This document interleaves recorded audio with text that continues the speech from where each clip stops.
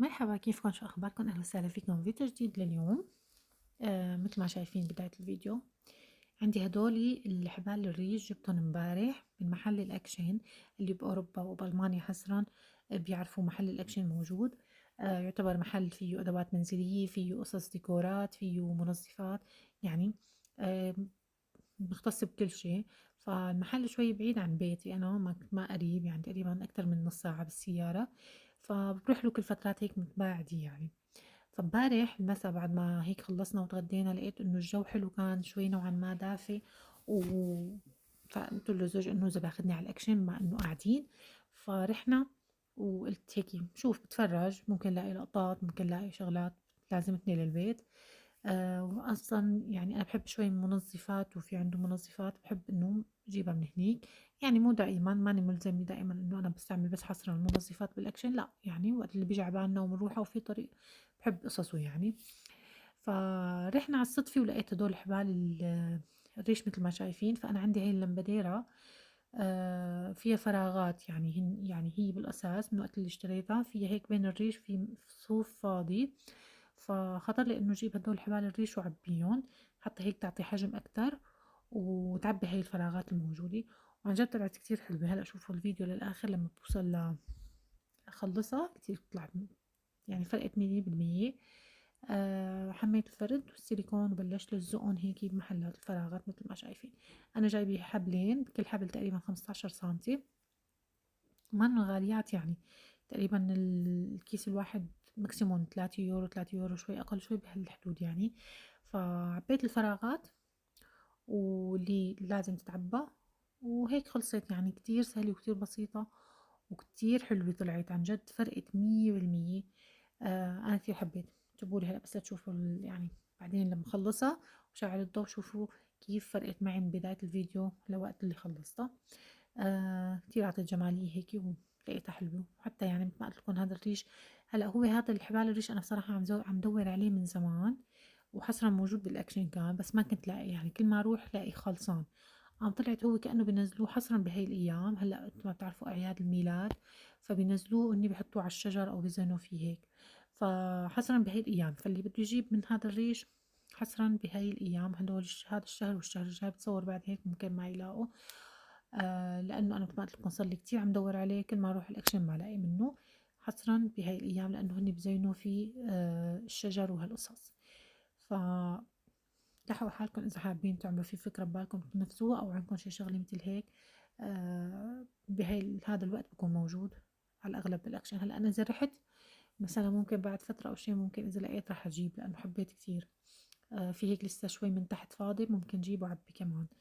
هيك بعد ما خلصتها كتير فرقت، عن جد فرقت بشكل كتير تغير شكلها. شوفوا ما أجملها بعدين صارت هيك بتحسي كلها معباي وكتير حلوة. هلا هو بشعته شوي هذا الريش بهرهر، بس يلا عادي، هو هيك كل واحد كل نهار عم يكنس البيت وعم ينظف. بعد ما خلصت فت على المطبخ، خلصت طبيت البيت، صار بدي أعمل غدا. هلا اليوم ماني طالعة من البيت، ما عندي مواعيد، ما عندي التزامات، ما عندي شي. فقلت خليني في عندي عجينة كبة من أيام آخر مرة عملت فيها كبة مشوية.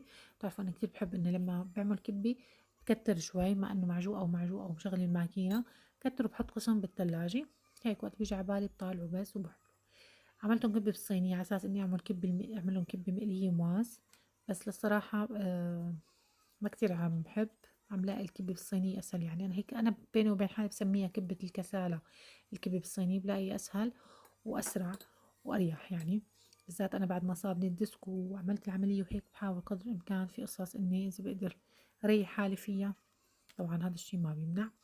مثل ما شايفين عملت طلع عندي كمان شوية لحمة، فعملتهم ششبرك. خليني أعمل شوية باشا وعساكرو، يعني كبة وششبرك باللبن مع بعضهم. كتير بستمتع، كتير بحب أكل اللبن. يعني الشاكري، الششبرك، الكبة باللبن، كتير بحب طعمة اللبن لما بينطبخ بشكل. وما بحب ضيف أي نكهة للبن، يعني مجرد اللبن إني أديره على النار مع شوية ملح. حتى للأمانة بهاي المرة كان عندي في كريمة، كريمة سائلة بالبراد، فحطيت كمان علبة كريمة مع اللبن، فكتير عطا يعني هيك طعمة طيبة. وحطيت له نشي. طبعا بتعرفوا ما بحب البيض، أنا ما بحط بيض للبن. لأنه بحس هيك البيت بضل زنخ، فبحط نشي أو طحين، بس ما كان عندي طحين حطيت نشي ودرته على الغاز مع الكريمة. هذا هو بس، يعني أنا لا بقلب توم ولا بحب أغير طعمة اللبن أبدا، يعني أنا من زمان بحب طعمة اللبن مثل ما هو، مجرد هيك لبن مطبوخ فقط. فعملتهم وحطيتهم شوي بالبراد حتى ينشفوا. أنا ما بقليه كمان أو ما بحطه بالفرن، لا بحبه كمان طعمة العجين مثل ما هو. سبحان الله، هو الطبخ أذواق، يعني كل واحد بيطبخ حسب ما أنه متعود، حسب ما متعود على طبخ آه، أمه. هلا أنا الماما هيك كانت تطبخ، فأنا هيك خلص تعودت على هاي النكهات، بحب أطبخها وبحب هيك نفس الطريقة يعني. فكل واحد بيطبخ حسب هو شو بحب، حسب عيلته، حسب ولاده، حسب هو كيف يعني أكلها ببيت أهله، فبيرجع بيطبخها مثل ما هي. ممكن يعني في قصص الواحد يعدل عليها أو يحسن عليها، بس أنا في قصص خلص اللبن مثل ما هو كنت أكله من تحت ايدين الماما هيك بحب طعمته. الشجبرك الكبي باللبن، هي القصص كلياتها بحب حافظ هيك على الامور التقليديه، يعني خلاص ما بحب ضيف لا انه قليب لبن ولا بكزبره ولا قصص. في عالم تقليب كزبره، في عالم تقليب توم، انا لا بحب طعمه اللبن مثل ما قلت لكم مثل ما هو، فما بقليه ابدا بشيء. بعد ما بخلصهم بحطهم كمان بالبراد، ما بغطيهم، هيك هن لما بحط الشجبرك بالبراد بينشف شوي، ف ما بينخبص معي وقت الطبخ. هذا هو بكل بساطة الشجبرك أو دان الشاي في عالم بتقولوا. بعد ما خلصتهم كمان كنت أنا بهذا الوقت مخلصة الكبة الصينية، حاططها بالفرن حتى تنخبز، وهون عم بعمل هدول الشجبركات لحتى أدير اللبن وحطهم أطبخهم قبل ما يصير وقت جيد. الأولاد من المدرسة من الروضة هيك بيجوا بلاقوا الطبخة جاهزة. هلا أنا ما كل نهار بطبخ، ما بتعرفوا بطبخ نهار إيه نهار لا حسب. هلا هي طبختي على نهارين، اليوم وبكرة إذا الله خلانا. وعملت كمان فتوش جنبها جنب الأكل. هيك جا عبالي ما إنه هاي الفترة أنا مثل ما بتعرفوا عم باخد دوا ريجيم، ما حكيت لكم، ما عاد حكيت عنه. عم بستنى لأقطع الشهر لحتى أشوف نتيجة، يعني إذا شفت النتيجة رح أحكي لكم طبعا عنه، يعني لكم نزلت ما نزلت شو الوضع بالضبط. بس عم بستنى أطلع لكم لحتى يصير شهر بالضبط، لأنه لهلأ ما حسيت كتير بفرق. فعملت كمان صحن فتوش، هيك حسيت اليوم سفرتنا كانت هيك بتشبه سفر رمضان نوعا ما. الكباب، هلا انا دائما اول رمضان كنت دائما اكلاتنا تكون كباب، كبة بلبن، شيش برك، هاي القصص شغلات تحسها ما بتعطش. الكبي، الفتوش، انا بحب الفتوش اكثر من التبولي كمان، فاليوم كمان عملت فتوش. شو كمان، هيك بس يعني. هلا انا عم اقطع الشجبرك مثل ما شايفين بهي القطاعة، بس يعني ما لها طعمة، لانه اصلا هيك شكل الشجبرك اصلا على الطبق كله بيتغير، يعني ما بيعد بضل انه هي انا عملت حاولت انه مشان هيك يعطي شوي زخرفة على الحراف، بس كمان يعني فزلكة للامانة مو اكثر من هيك كانت. آه بس بس بستمتع بهي الشغلات كتير بحب. شايفين هون الكبة الصينية كنت مخلصتها وحاططها عم بخبزها مزبوط. هدول كبات اللي بدي اعملهم باللبن، ضل عندي شوية برغل طبعا اللحمة، فقلت اجمع بعملهم كم وحدة كم حبة هيك صغار كتير للبن بشوح ساكره. بس هلا انا ما بقليها، هيك مجرد حطيتهم بالصحن، حطيت لهم شوية سمنة وحطيتهم بالفرن هيك حتى كمان ياخدوا شوية لون، ومشان حتى اضمن انه وقت بدي احطهم باللبن ما كتير يصيروا طرايا. هون اللبن عم ديره ما شايفين، كمان تكون حطيت له كريمة كتير طلع طيب وظريف، وطعمته رهيبة عن جد. جربوه بهاي الطريقة. وأهم شيء إنه وقت حطيت الكريمة وحطيت نشي اللبن ما فرط أبدا، يعني كتير طلع ظريف مثل كأنه كريمة.